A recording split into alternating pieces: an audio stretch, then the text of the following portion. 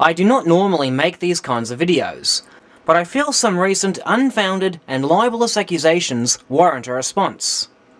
For the past year or so, Astrobrant 2 has suffered from some kind of irrational and psychotic hatred against anyone who disagrees with him, or anyone he thinks disagrees with him regarding the Apollo moon landings. Disagreeing with someone is fine, but it is not okay to become blinded by unrelenting rage to the point that you'll just look for something to be angry at when it isn't even there to begin with, and try to make your opponents look bad by any means possible. Let's address the obvious. It should be no secret to anyone that I share the views of Ralph Renee and Bill Casing that the Apollo 1 and Space Shuttle Challenger disasters were not accidental. Our views obviously differ from the views of Astrobrant, but does that mean we don't care for the fallen astronauts? Hell no! Regardless of any conspiracy theory, the fact is, there were people killed in these disasters.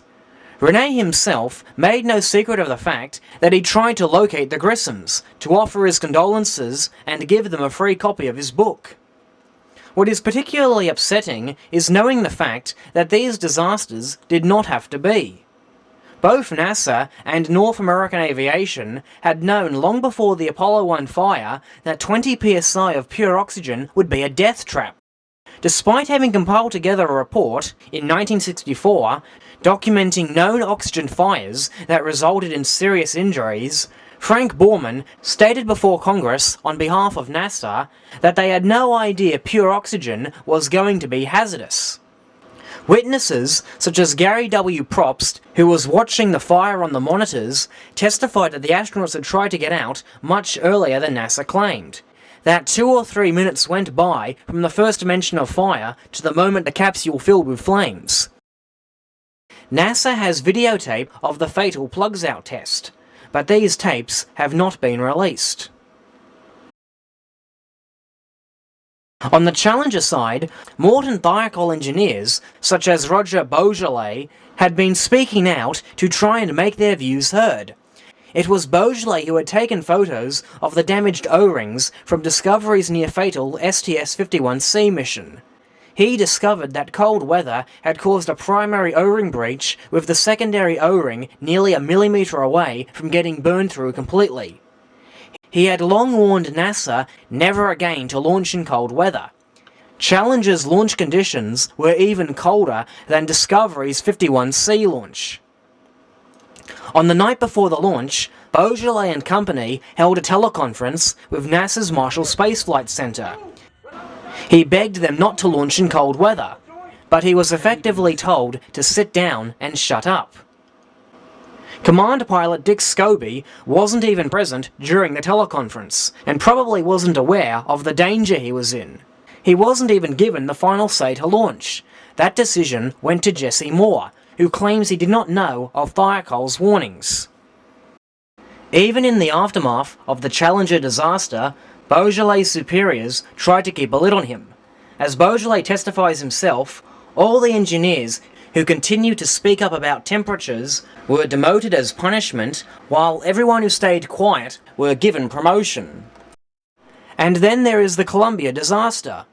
Honestly, I don't suspect any murder here, but the fact remains the disaster could have been prevented. Engineers saw the foam falling from the external tank and strike the Columbia's wing. They begged their managers to have satellites inspect the shuttle for damage, but these requests were denied, and the Columbia crews were told that this foam strike posed no immediate danger. Naturally, I am very saddened by these fatalities, but what is even more depressing is the fact that sometimes some of these fatalities overshadow others. In 2003, the Grissoms held a memorial service in honor of the Apollo 1 crew. Their service was ignored by virtually everyone, including the media. But the very next day, the Challenger crews got the attention that they didn't. I want to make sure that each of these deaths is remembered and mourned fairly.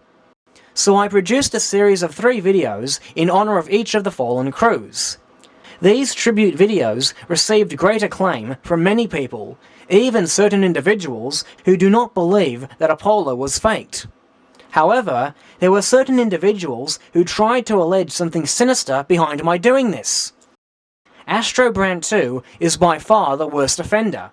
On February 18th, he released this video in which he has this to say about me.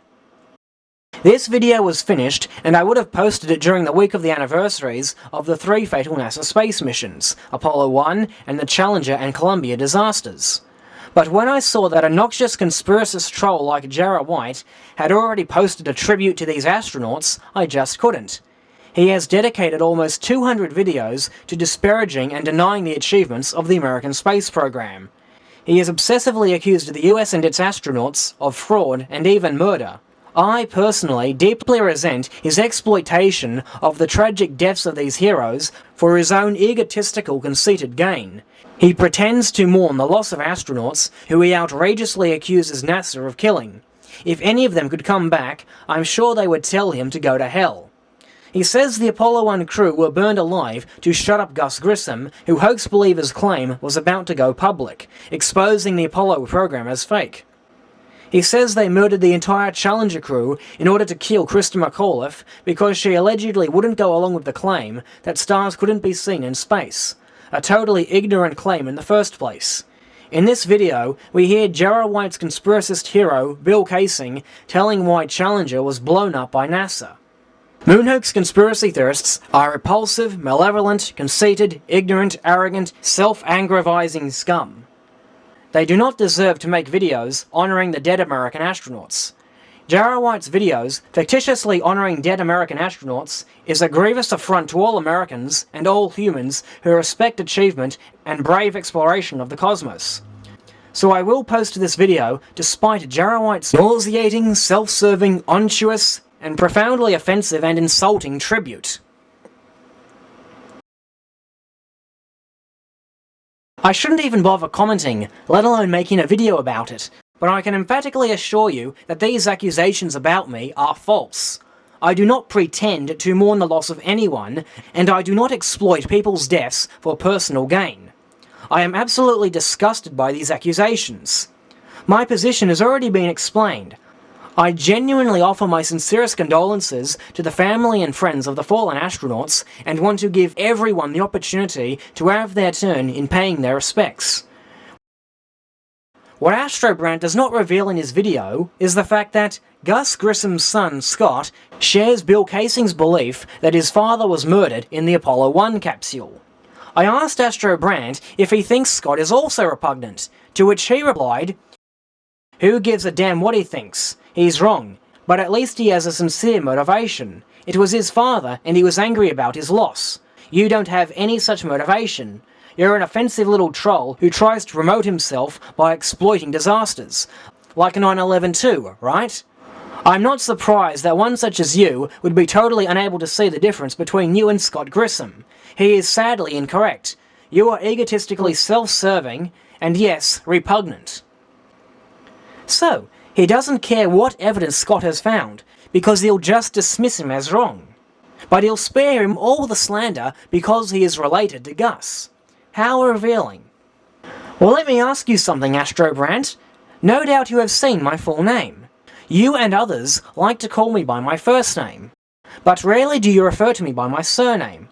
That's cool. I rarely use my surname anyway, but I'm wondering if you've ever noticed any similarities between my surname and the surname of one of the fallen astronauts. Now suppose tomorrow you learned that there was a reason why our surnames are exactly the same. Would you suddenly call off your ammunition and say, "Oh, Jarrah White is just sadly incorrect and sincerely motivated by the loss of his great uncle"?